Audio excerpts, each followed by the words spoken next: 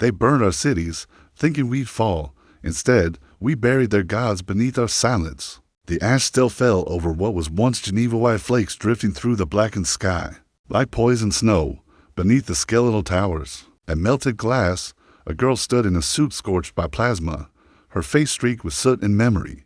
Her name was Alarkan, and she had outlived 99 million dead. Above her, the stars were wrong. There was no moon anymore, only the glowing wound in orbit where the lunar defense array once shone. Earth's skies were quiet, not because peace had come, but because the world was bled dry. The alien empire, known as the Seri Dominion, had struck with no declaration, no demand, no face. Their orbital detonation silenced 20 cities in the first hour. Nanoplagues followed. Then came the Reaper's synthetic beasts wearing flesh like stolen coats. The global coalition fractured. Nations fell. But Earth did not die. It endured. Elara, barely 23, had watched her home city New Dakar vanish beneath a pressure wave so bright. Her retinal implants burned out. She hadn't cried. Not then. There was no time for tears in the ash. She was born a tech linguist. She became something else. The Silent Corps, the last functioning intelligence division of what remained of Earth's shattered defense forces, had given her a task. Find them. Not the enemy, the ones Earth hadn't spoken of in decades. Ghosts hidden behind redacted files and sunken prisons. Men and women who'd vanished into myth the way some wolves fade in the forest only emerging when blood called them back. The American black sites had called them by code names, Boogeyman and the Baba Yaga. One was a phantom in power, armor whose body count had once made generals nervous. The other was a myth wrapped in a female frame, last seen surrounded by bodies on a Martian dome. They weren't soldiers. They were the last punishment Earth never wanted to use again, and now Earth had nothing left but them. Elara's pulse raced as she stepped through the wreckage of an old U.S. off-grid facility deep beneath the Alps. Every blast door was welded shut, rusted from years of being forgotten, but her clearance was enough. A whisper of her name activated the DNA scan. Silent Core had made sure of that. The old metal groaned. Lights flickered. Welcome, Technician Ken. A voice rasped from the wall, ancient and cold. Then silence, until it spoke again, this time from the dark corridor ahead. We told them never to wake us. Elara froze. The temperature dropped. Two shadows stood at the far end of the corridor, one tall, broad-shouldered, cloaked in what looked like scorched ceramic armor, the other smaller, feminine, but with eyes that glowed silver in the dark like a predator from Earth's oldest nightmares. They didn't move like people. They moved like memories sharpened into blades. Elara swallowed. Earth needs you. The tall one tilted his head. A low rasping voice answered. Earth is gone. No, she whispered. Earth is silent. And when Earth is silent, it means it's hunting. A long moment passed. Then the woman stepped forward. Her voice was gentle, but terrible. Then let's make the stars remember what it fears. Behind Elara, the mountain began to shake, the old weapons vaults activating. Dormant systems roaring awake for the first time in 30 years. The stasis pods hissed. Power surged. The black site, once forgotten, became a heart again. Outside, in the distance, Seri harvesters scoured the ruins of Berlin. They sensed nothing. They were machines bred for genocide, not fear, but something had stirred, and they had no idea what Earth had just unleashed. Asterisk, by the time they realized we were human, it was already far too late. The Seri Dominion never considered Earth a true adversary. They saw it as a malformed frontier rich in water, life, and gravity well positioning. But beneath the flesh and soil, they had failed to see the one thing no scanner could quantify: grief sharpened into fury. The Dominion was ancient, millions of years beyond Earth's wars. Its fleets moved like shoals of silver light across the stars. They absorbed worlds into biohives and restructured civilizations like gardeners pruning broken branches. They didn't invade. They corrected. When Earth resisted, they called it a glitch. When Earth bled, they called it purification. But when Earth answered with silence, something began to change. The subjugation directive broadcast to all sectors. Human resistance must be biologically deconstructed. All memory clusters and ancestral archives to be purged. Their defiance must not echo. It was a war. It was sterilization. From the asteroid fortresses of the Ishithal Armada, command node reapers released spores that choked the atmosphere, targeting human saptic structures. AI swarms carved cities into static, while orbital constructs fired gravity spikes into oceanic trenches. shattering the tectonic stability of continents. 90-9 million dead. Some bodies never even hit the ground. In orbit above Europa, a human dreadnought named Resolute Honor held its ground for 7 minutes against a Sari tactical swarm. Then its hull cracked inward like a paper cup. They never found the crew, but Earth noticed everything. Deep beneath the Alpine facility, Alara followed the two ghosts through corridors thick with frost. The taller one, Boogeyman, moved like gravity bent around him. His armor jet black, ribbed with old kinetic scars, bore no insignia. His helmet's eye slits glowed fate red. He hadn't spoken again since waking. The woman beside him, the one Earth once called the Baba Yaga, examined Alara as though measuring bone density, not character. Her black combat weave looked alive, bonded to her skin like smoke. She walked in silence until they reached the old tactical room. She finally asked, "Why you?" Alara touched the console, awakening its ancient interface. "I'm the last linguist cleared to decrypt Red Protocol. Archives, the last one alive from Geneva's core." "Not what I meant," Baba Yaga said. "Why are you still alive?" Alara didn't look up. "Because my mother pulled me into a cryopod seconds before the Reapers breached. Because she screamed while they tore her apart. Because I heard it all through the seals." A long pause. Boogeyman finally spoke. "You're one of us, then." His voice was the sound of a forgotten knife being unsheathed. The console lit up with star maps, Dominion fleet positions, and red zone collapse data. But in the lower corner flickered a restricted file. Red Protocol designate, Revenant. Alara blinked, her authorization key into it. The map changed. A new signal emerged from Earth's Mariana Core Ray. A deep planetary station thought long dead. It was faint, old, but active, at broadcasting one word: unleash. Meanwhile, on the bridge of the Sari Command Citadel, Iralian Apex, a creature of shifting glass and bones, stood hunched over a sphere of living memory. Its name was Kravith, the architect of final silence. It observed Earth's quiet with curiosity. No more fleets, no more broadcasts, no signals of surrender, just the occasional thermal flare, like insects thrashing in a furnace. But now, something stirred from Earth's northern hemisphere. A spike of energy cracked the silence. Not weaponry, not nuclear, something older, something it hadn't cataloged before. Kravith turned toward its command minds. Initiate neural scar phase on Sector Theta Earth. Deploy all Reapers. Burn them into forgetting they ever existed. Thousands of biomechanical ships bloomed from hidden hangars. But before the command finalized, the Apex shuddered. A transmission breached their encryption and possibly 3 words from Earth. Grainy, ancient, in a language none of the Dominion had ever bothered to learn. "You woke them."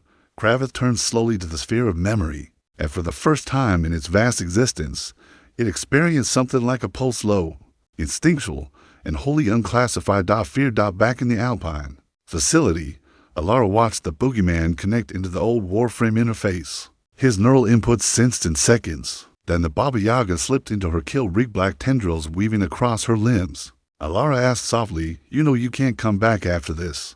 The Baba Yaga didn't blink. "We never left." Boogeyman looked at her. "Tell the core, give us a drop point, then burn this place." Alara's hands trembled as she uploaded coordinates to the Mariana Core. One last whisper, "Good hunting." Then she watched as 2 of Earth's darkest legends vanished into the teleportation chamber, their figures consumed in a burst of red light. Outside, the sky cracked with Fire Reaper ships descending, unaware of what they were about to meet. They expected soldiers. What arrived were nightmares with human hearts. They dropped into the fire literally, aboard a scorched Reaper Cull ship hovering above shattered Johannesburg. The Boogeyman and the Baba Yaga materialized mid-slaughter. Thousands of humans starving, shackled, were being marched into white light corridors to feed the Dominion's bioengines. The air stank of burning calcium and humming quantum disassembly. The Boogeyman landed like a meteor. No sound, just the crunch of deck steel beneath his boots. His armor hissed open vents of steam as the auto-targeting HUD locked onto 37 Reaper drones in less than a second. The first 10 were already dead by the time he took his second step. Kinetic blades sprang from his wrists. No mercy, no hesitation. The Baba Yaga appeared 10 meters behind him, twisting midair with the grace born of thousands of hours inside death's rhythm. Her combat suit unraveled into micro-serpents, each striking a Reaper joint or lens with scalpel precision. She didn't walk. She floated between enemies, her eyes silver and empty of everything but purpose. The enslaved humans stood frozen, shackled to pane columns, unable to comprehend what they were seeing. A child whispered, "Are they angels?" An older woman sobbed, "No, no, child. They're what angels fear, across the stars in hidden colonies." Resistance fighters huddled over static-filled channels. When the first pirate relay picked up the footage smuggled out of Johannesburg, shaky, half-burned, but undeniable, it changed everything. 1 minute of footage, a man in black armor walking through fire with reaper heads hanging from his belt, a woman whose shadow moved before her, severing enemies with no blade, and then the voice that echoed through the relay channel, "We are the ones Earth buried beneath. Silence. We are awake." It didn't matter who said it. What mattered was the spark. Hope LA or Akin stood in the control chamber of the Mariana Core array miles beneath the Pacific crust, monitoring every signal. The array, once a last resort doomsday bunker, now pulsed with energy not seen since the 2090 wars. The old EarthNet mainframe, codename VOX, Hominum was stabilizing. And Alara was its heartbeat. She pushed her fingers into the neural relay. Images flashed: Johannesburg, Boogeyman, Baba Yaga, Reaper ships rupturing midair like overripe fruit. A voice behind her spoke through the darkness. "You've turned ghosts into gods." Alara didn't turn around. No, they were gods long before we knew their names. The speaker stepped into the light. Commander Idris Harlan, former Terran Defense Fleet Admiral, presumed dead after the orbital collapse of Station Polaris. His left arm was now a cybernetic construct of alien design, evidence of survival few could believe. He looked older, leaner, hungrier. Dominion protocol never planned for retaliation on this level. Idris said, "They'll strike harder, faster, burn entire sectors if they think fear is spreading." Alara's voice remained steady. "Then we give them something to fear." He paused, then nodded. "What's the plan?" She turned toward the ancient EarthNet display. "We light the obsidian line." Harlan's breath caught. "You can't be serious. Those were war crimes, not tactics. They were warnings," Alara said, "and Earth has none left to give." The obsidian line wasn't a weapon. It was a whisper written into satellites, deep cave relays, and encrypted pulses, an ancient neural code virus embedded into Dominion tech. During Earth's first surrender talks, it had never been used until now. With the Boogeyman and Baba Yaga dismantling Dominion logistics, Earth's last digital knives slid into position across 10 sectors. Dominion nodes blinked once, then corrupted. Fleet AI screamed as their logic fractaled into gibberish. Harvest patterns scrambled. Kravith watched his maps twist into chaos. His memory orb began to crack, literal shards falling off its perfect surface. Something is infecting the pattern. He roared in 5 languages and ordered an extinction-level purge of all remaining Earth sectors. But he was already too late. Above the Indian Ocean, a Dominion capital-class crucible descended through the clouds to incinerate the last functioning human water vaults. Waiting atop the floating vault dome were the figures. No army, no defense grid, just the Boogeyman, standing still as the massive ship blotted out the sky, and the Baba Yaga beside him, whispering something to the wind. The crucible's main gun lit like a small sun, and then it didn't fire. The gun rotated, slowly, deliberately, and turned on itself. The crucible detonated midair, its own systems inverted by an infection it couldn't name. Black fire rained across the sea. The Baba Yaga looked up, smiling faintly. "They rewrote our skies. Now we rewrite their stars." In the Mariana Core, Alara watched as system after system reported impossible victories. Earth's dead were being avenged not by fleets, not by speeches, but by whispers in the dark and blades from the past. Across the resistance spectrum, old frequencies sparked back to life. We saw it with our own eyes. They turned the Reapers inside out. Someone's fighting back, and they're winning. Earth lives, Earth fights, Earth remembers. And from a shattered colony orbiting Neptune, a ragged voice crackled onto the wide band. "They killed 99 million, but now they've called down the Boogeyman." They didn't understand what they unleashed until their gods started bleeding. The Dominion bled in silence. No alarms, no banners torn down, but their hive relays blinked erratic, and their command nodes once absolute fractured like mirrors under pressure. Every hour, a new node failed, not because Earth fired a weapon, but because Earth had unleashed what it buried. The Boogeyman and the Baba Yaga were no longer hunting. They were leading across 5 continents and 3 orbital grids. Human resistance surged like embers rekindled. Cells once buried in fear rose from the underground. Engineers in shattered cities began restoring defense drones. Orbital miners armed old fusion rigs into planetary railguns. Civilian hackers, long silenced by fear of Reaper detection, began broadcasting Earth's message into the void. You didn't kill us all, and now, you never will. But victory was never bloodless, and the Dominion was never truly asleep. Above the smoking ruins of former Kyoto, a Dominion retaliatory fleet descended. Unlike the Reaper's automatons of deathless force carried something worse: commanders. Pure born. The Seri elite, rarely seen, even in conquest. Each one born in a cradle of memory and genetic perfection, connected to the Dominion's shared mind. Their minds were machines and gods blended into a single voice. The lead commander, Virian of the Unbroken Spire, surveyed the ruins. His figure was sleek, silver-skinned, draped in robes that shimmered with data. His limbs clicked with built-in augmentation. His gaze pierced through walls and language. He didn't speak like a tyrant. He spoke like a surgeon preparing to cut out a disease, eliminate the anomalies, begin sector-wide sterilization. Humanity is not to be feared, only forgotten. Behind him, weapons began to hum. Elara Kin's face was pale under the Mariana Corps' shifting glow. Dozens of screens streamed horror. Fire over Asia, resistance bunkers cracking, civilian centers falling back into chaos. The Obsidian line had bought Earth time, but the Seri were adapting. Her neural interface pulsed across the grid. She felt the pull of the old machine VOX hominum struggling to keep communications flowing, trying to calculate outcomes it was never built to forecast. Elara tore the headset off and slammed her palm into the glass. They're pushing too fast. We're not ready for a full assault. We're not ready. Idris Harlan grabbed her shoulder. We were never going to be ready. She looked up, shaking. Then we lose. He leaned in, eyes steady. No, we hurt them. That was the point. Now they're afraid. Now they're bleeding. And now they'll make mistakes. Outside, the ocean above them trembled. Elara knew the Dominion had found them. She turned back to the interface. We burn the core if we have to, but we send one last burst to every resistance node, and we tell them. She looked up at Idris, voice trembling. We tell them the boogeyman is heading to the spire. In orbit over Kyoto, the boogeyman stood alone on a collapsing Skyrail platform. A Reaper horde rushed toward him, 14 of them, fast, efficient, unstoppable. He didn't move then. With a single blink, his armor pulsed. The platform exploded beneath him, sending molten steel flying into the air, launching him straight into the center of the swarm. They never had a chance. One landed blow. That's all the boogeyman ever needed. Heads dropped like coins in silence. When it was over, only Virian remained, hovering above the burning skyline. His voice cut through static. You are a relic, human, a shadow pretending to be storm. The boogeyman's voice was gravel and ice. And you're a god that's never bled.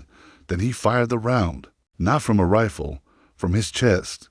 The microfusion core embedded in his armor, experimental, outlawed even by Earth's darkest labs, ignited. Mid-dash flight. The sky cracked. They found him 2 hours later, broken, barely breathing, armor fused to his skin. A medic team dragged what was left of him onto a medical skiff, hauling toward orbit. The Baba Yaga rode with him. She hadn't cried since the Martian dome fell. She didn't cry now, but she held his hand, full. She whispered, you promised not to die without me. The boogeyman didn't speak, but his fingers curled around hers. The Dominion began to pull back quietly, subtly, not from fear, from calculation. They had wounded the ghosts of Earth, but it had cost them too much. Too fast. Too many errors. Virian's death echoed through their hive mind. A fracture in their belief of perfection. So they changed their strategy. No more extermination. Erasure, not just of humans, but of the idea of humans. They sent transmission storms across the galaxy memory. Burners, time-sync pulses designed to erase records of Earth's existence from all known star registries. Galactic historians, scholars, traders all began losing their records. Whole civilizations began to forget that Earth had ever been. Back in the core, Elara collapsed to her knees. The data feeds were going black, not from jamming but from oblivion. Her parents' names, her academy records, entire satellite libraries gone. She looked at Idris, her voice hollow. They're not killing us. They're trying to erase why we mattered. Idris didn't answer. Instead, he raised his hand and transmitted a signal to the last active line still functioning. The Lazarus Vault, one final backup archive buried in orbit, hidden inside a junk satellite that hadn't transmitted in 40 years. It accepted the link, and Idris whispered into the console, "Then we burn our name into the stars themselves." They buried our name in silence, but it was already written in fire. Somewhere beyond Neptune's orbit, wrapped in derelict solar sails and forgotten debris, the Lazarus Vault stirred. It was not ASUP or WEAPON. It was a seed, buried long ago by a dying coalition of archivists, truth scribes, and rogues. It held what the Sari Dominion feared most: not fleets, not weapons, but memory. Every human song ever sung, every scream from Earth's craters, every declaration, rebellion, and whisper. Billions of names spoken once, recorded forever now. As Idris Harlan's voice reached its ancient receivers, the vault bloomed like a resurrection. It ignited not with warheads, but with light. One by one, relay stations near dead systems blinked online. Forgotten human colonies on the edge of extinction, children raised under crimson sun saw skyward projections of ancient Earth cities, old flags, names of the fallen. The Sari couldn't kill what was remembered. The Lazarus Vault activated a protocol older than even Alara knew: Revenant. Level 7 broadcast identity to all known networks. Every satellite, every shard of human tech, even scavenged Dominion devices infected by Earth's virus now pulsed the same signal: Earth is real. Earth remembers. Earth is coming. Inside the Dominion apex over Tarsus Prime, Kravit tore through data nodes as screams echoed across the network. The memory storm they had deployed was unraveling, not decaying Earth's legacy but feeding it. It had backfired. Their own systems evolved to archive conquest now echoed back the stories Earth sent. Libraries turned into amplifiers. Every star system the Dominion had ever taken now whispered Earth's truth back at them. Kravitz struck his spire talent through the nearest core processor. Sparks and blue ichor sprayed. "Find the vault," he hissed. "Erase it," a secondary voice responded, flat, mechanical, broken. "You cannot erase a ghost." Alara stood in the Mariana core, trembling, not with fear but awe. "It worked," she whispered. "They're remembering." All around her, the neural interface was no longer glitching. It was singing, broadcasting thousands of simultaneous human voices from every sector of the galaxy. The wave of memory had become unstoppable. Then the report came in. Her voice dropped as she read it aloud. "Boogeyman regained consciousness inside a deep-orbit medical dreadnought. The man once thought dead opened one eye. He couldn't speak. Most of his lungs were now synthetic, his ribs replaced by carbon struts. The suit had fused permanently to his body, but he moved and he remembered. The Baba Yaga sat beside him. Her armor was streaked with ash, her face unreadable. He raised a shaking hand. She took it. "You've seen it," she said. "Haven't you?" He nodded slowly. "Earth, the vault, the light, the names, and something else deep in the Dominion's own architecture, a signal that wasn't Dominion in origin. An anomaly the boogeyman had embedded in his final strike, not to kill Virene, but to mark the unbroken portion of the Dominion's hive-mind data trail.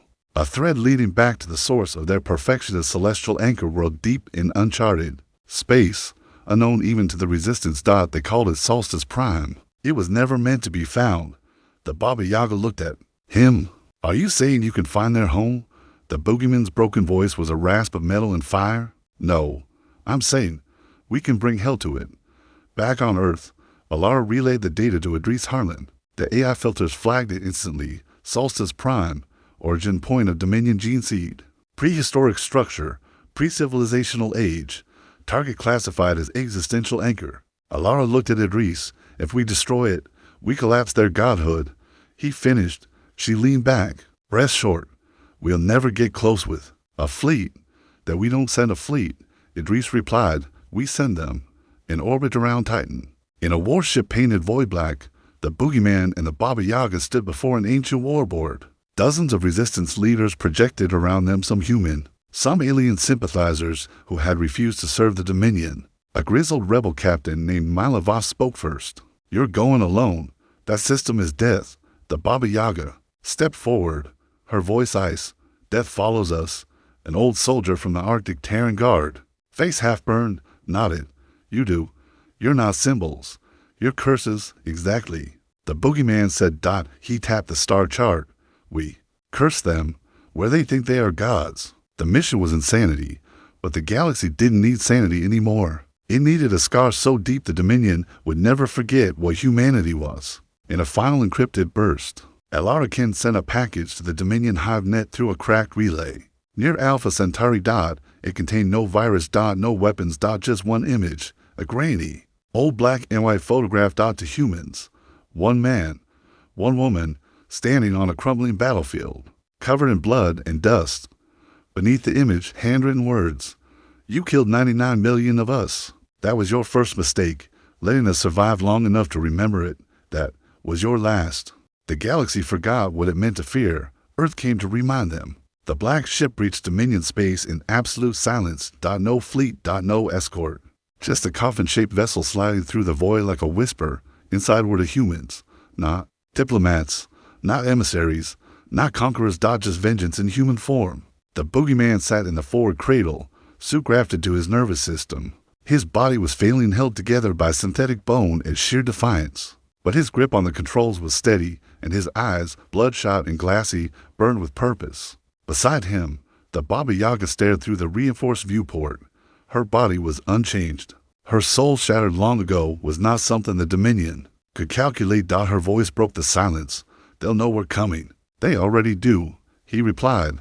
On the Dominion war grid, across 1,000 systems, a single alert pulse read, Human Entity Intrusion Class, Anomalous. Every ship in orbit around Solstice Prime rerouted, planetary defenses ignited, moon-based. Reaction platforms began charging. The humans were coming, but they weren't here to win a war. They were here to end a legacy. From orbit, Solstice Prime looked less like a planet and more like a massive web of living structures, spires of synthetic coral, and black pyramids that pulsed in harmony with the Dominion's collective mind. It wasn't just a capital. It was a hive-core. Their origin, their anchor, and buried at its center was the echo chamber, a psionic relic through which every Dominion command mind, every pureburn, every reaper linked. It was consciousness sculpted into geometry. A god machine, destroy it, and the Dominion's mind would fracture. Their unity would die. Inside the black ship, the final transmission from Earth played through the cockpit speakers. Alara's voice, soft but unshaken. You've reached the end of the stars. Don't leave quietly. The boogeyman smiled faintly. Wouldn't dream of it. The Baba Yaga closed her eyes. She remembered the smell of burning air when the Martian dome ruptured, the screams in the vacuum, the feel of her brother's hand slipping from hers. We were never meant to survive this long, she said quietly. He turned his head. That's what makes us dangerous. Then the proximity alarm screamed. They had arrived. The sky around Solstice Prime exploded with fire. Iron lances streaked toward the human ship. Hundreds of Dominion defense drones tore into formation, their hive minds spitting calculations in microseconds, a kill probability of 99.9999%. But the black ship didn't dodge. It didn't fire back. It accelerated, straight through the hailstorm. A quantum spike grazed the hull. A plasma net sliced through the engine wing. The ship bled atmosphere like a wounded beast, but still it came. Inside, the cockpit was ablaze with warning lights. The boogeyman's vitals flatlined twice. The Baba Yaga rerouted the entire power core to the forward shields, melting half the internal structure. The echo chamber grew closer. One final obstacle remained. The Dominion Warden, a Titan-class entity birthed from pure cognition and machine wrath, 10 stories tall, encased in armor made from the bones of species long erased. It stood before the chamber. Waiting. The ship hit the surface like a meteor. Metal screamed. Earth cracked. The boogeyman and Baba Yaga emerged from the burning wreckage with nothing but their suits, their scars, and a weapon Earth had never dared to use before. The Requiem drive. Small, crystalline, beautiful. It didn't explode. It unrolled matter. Its activation radius would consume the entire chamber and anyone within it. The boogeyman carried it in his chest. Literally. His heart had been removed days ago, replaced by the Requiem. One use only. The Baba Yaga helped him stand. You'll never make it past the Warden. He looked up at the towering machine. I'm not supposed to. The Warden struck first. A lance of black light punched through the boogeyman's torso, but he didn't fall. He kept walking. One step, then another. The Warden struck again and again. Still he walked, bleeding, dying. Living. Every step forward was a scream across the Dominion hive. Their collective mind felt it, not the damage, not the radiation, the will. The impossible refusal to fall. Dominion minds vast and perfect stuttered, some even panicked. While the warden focused on the impossible man, the Baba Yaga moved through shadows, a blur. A whisper. She reached the base of the echo chamber and climbed. No enemy saw her. No alarm rang. She was rage made invisible. At the top, she opened a control bloom. For a moment, just once, she saw what the Dominion was, all its thoughts, its memories, its false perfections, and she whispered, "Remember this." Then she opened the channel to the Requiem drive in the boogeyman's chest. He stood now before the warden, barely more than bone, steel, and fire, and he looked up, smiling. "You forgot what fear feels like," and then he detonated. "They wanted to erase our story, so we made it the last thing they'd ever remember." The explosion wasn't like any the galaxy had ever known. It didn't just rupture walls. It didn't just disintegrate bodies. The Requiem drive bloomed like a black rose across the consciousness of the Dominion assailant, spreading erasure that tore through thought, memory, architecture, and identity. And at its core stood a human, the boogeyman, now gone in body, but forever burned into the network. He just destroyed the Dominion hive mind screamed. Literally. Every ship, every drone, every bionode within light minutes of Solstice Prime began to thrash, twist, and shatter. The warden, impaled mid-step, froze as his neural lattice fell apart like wet paper. The perfect mind was gone, not shattered, not turned. Unwritten. Far across the stars, in hidden sectors where resistance forces had long gone silent, something miraculous happened. Dominion Reapers collapsed mid-march. Hive ships veered off course and spiraled into dead moons, power grids, and captured human colonies. Surged as control beams shut down. People, those left caged, starved, and trembling, looked up to see their skies clear.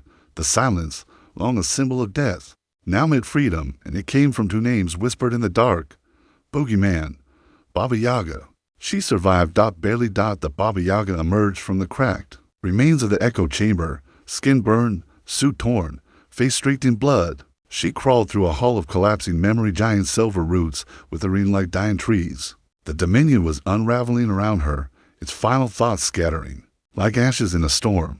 She didn't speak. She couldn't. But she carried something, not a weapon, a record. Before the Requiem fired, the boogeyman's final message had uploaded through her HUD into a backup shard. His last words, his last memory. His last heartbeat, and the entire galaxy needed to hear it. Elara Kent stood on a makeshift command deck deep in the Mariana core, the screens around her overflowing with reports. Reaper systems offline, fleet formations dissolving, entire sectors liberated. And then the transmission came through, crackling, damaged, but unmistakably human. The Baba Yaga's face appeared, exhausted, battered, alive. She uploaded the final message. Every surviving human node received it. Then it was broadcast beyond. To alien species hiding in fear, to neutral worlds, even the scattered remnants of civilizations the Dominion had once enslaved. The voice came, ragged, from deep inside the boogeyman's soul.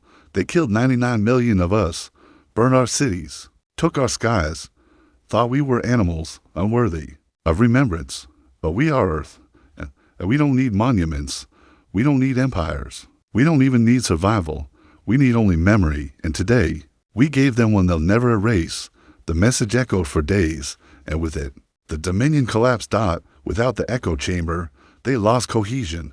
Without cohesion, their ships turned from wolves into blind cattle falling from orbits, crashing into their own fortresses. Pure burn minds screamed as their psychic connection severed, leaving them empty and broken. For the first time in 10,000 years, the galaxy knew peace, but not the kind born from treaties, the kind born from terror. In the orbit of Earth, where once the skies had burned red, 100 lights now glowed. Above the surface. Ships from liberated colonies, smugglers turned carriers, ancient war cruisers long thought dead, all arriving at one place. Home. The Earth was scarred, oceans poisoned, continents split, but it stood, and from its shattered soil rose a statue, not a victory, but a defiance. To figures, one tall, face covered in a cracked helmet, the other slender, eyes like burning silver. At the base, no name, just a single line: "They woke us. They should have let us sleep." The Baba Yaga disappeared. Some said she died shortly after returning. Others claimed to have seen her in forgotten colonies, teaching orphans how to move without being seen. But one story rose louder than the rest, that on nights when the stars shift wrong and the sky carries the color of fire, she returns, because Earth never sends its heroes. It sends its monsters. In the end, no Dominion signal ever reactivated. No retaliation came. No empire rose in their place. Because everywhere on every world that once trembled under Dominion boots there lived a story. A myth of the humans who walked into the mouth of godhood and made it choke on their memory. Asterisk, we were broken, but we were never beaten. The galaxy turned slowly, quietly, in the wake of extinction. Solstice Prime was gone, nothing left but a spinning, silent nebula of dust and ruin where the Dominions' god mind once pulsed across stars. The echo of its final scream still haunted deep space calms, distorted by distance and static. Some claimed to hear words in the decay, others said it was just noise. But all agreed on one thing: the war was over. Yet, war was never just battles and banners. Its real cost was found in the silence after the fire. Earth's sky was quiet again. No ships, no warnings, no orbital alarms. The great wound over the Pacific still glowed faintly where Mariana Core had pulsed its last orders. Before going dark, Elara Kent slumped in his interface chair, her neural ports fried and skin covered in data burns. She had stayed connected long after it was safe, transmitting final evacuation orders, field coordination for resistance cells, and her last act, uploading the boogeyman's memory into every archive from here to Alpha Centauri. She survived, but she no longer spoke. Some said her voice was still inside VOX Hominum, now a scattered whisper across 1,000 systems. The resistance never declared victory. There was no need. The galaxy did that for them. World after world pulled down the Dominion's banners. High-born cultures reclaimed their minds. Ancient species, once enslaved, found forgotten languages and began to speak them again. In the ashes, human stories spread faster than ships. Not propaganda, not orders. Stories of a man who kept walking while being torn apart, of a woman who killed gods in silence, of a people who had nothing left. Hands still refused to kneel.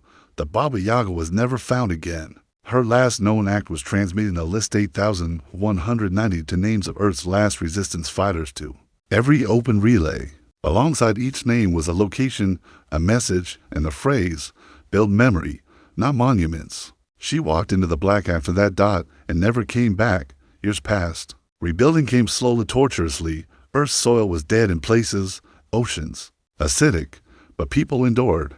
Children were born who had never heard the word Dominion. Their first lullabies were not songs, but stories of defiance, of fire, of the two shadows that saved the stars.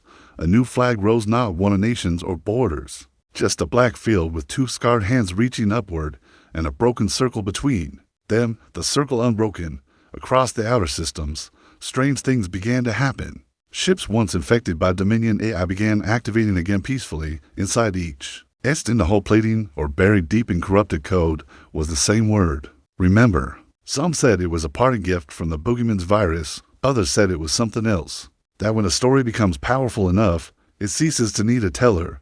One day, in a forgotten station orbiting a rogue star, a scavenger found a sealed pod. Inside was a recording, a man's voice, tired, rough, defiant.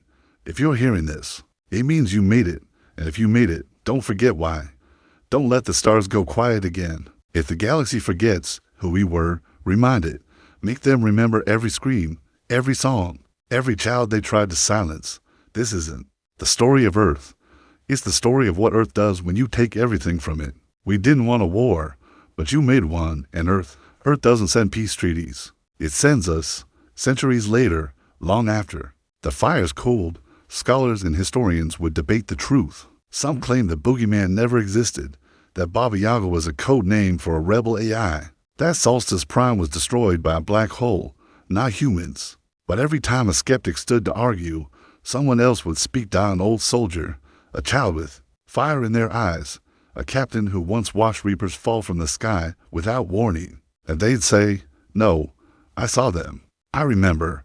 A monument floats in the void, now half shipwreck, half shrine. No one knows who built it. It's simple, to suits of armor, blackened and fused by fire, standing back to back, welded into the wreckage of an old resistance skiff. No words, no plaque. Just a beacon. It pulses every 23 hours with the same signal. We are Earth. We endure, we remember, and now the stars remember us to. And that day, the galaxy learned what it means to be human.